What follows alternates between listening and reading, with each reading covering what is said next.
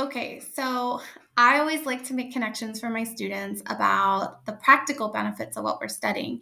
And I really think rhetorical analysis is one of the most practical skills I can teach students. It's one of the hardest things that we work on, but I just think it's so practical because there are so many situations in your future life where you will need to be persuasive.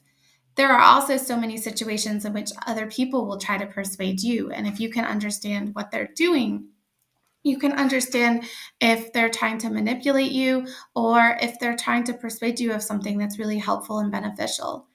So, especially with tone, denotation, and connotation, I think if we understand how to interpret someone else's tone, we can understand how to respond better to them.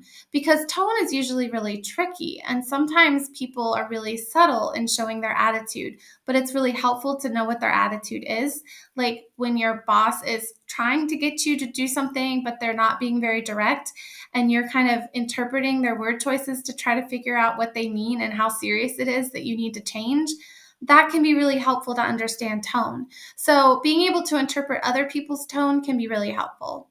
And then, if you know how to use tone, you can start learning to be more persuasive with your audience. If you can understand particular word choices and how they have particular connotations in society, you can really learn to persuade your audience better. I want to give you an example of this. So, when I was applying to my current school to work here, I was writing a cover letter to apply here. And some of my students already know this story, but I think it's a really good one to talk about tone.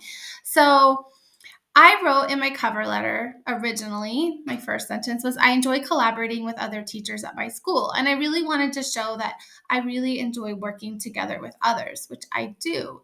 Um, and then before I went to be interviewed and send in my letter and all of that, I looked up the principal online to kind of get an idea who my audience was. Okay. So again, this is Soapstone. This is understanding the whole rhetorical context of what was going on with this letter. And as I looked at my principal, I found that he was a former volleyball coach. And so I'm telling this to my husband, like, and I'm just thinking in my mind, okay, what do I need to really talk about and emphasize in my letter and things like that? And he took a look at my letter and he said, oh, you need to change collaborating and you really need to change it to team player. Like he's a coach. He's going to really connect with that idea of team player. Now, does collaboration and team player, do they have similar denotations? Yeah, they essentially mean the same thing. Like I like working together with other people, but they have really different denotations and they really connect with my audience, right?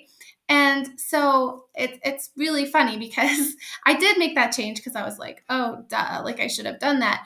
But then when I was interviewed, my principal was like, oh, I really loved how you said you were a team player. Like that's really important to me. That's like the main thing with my staff is that we're all team players together.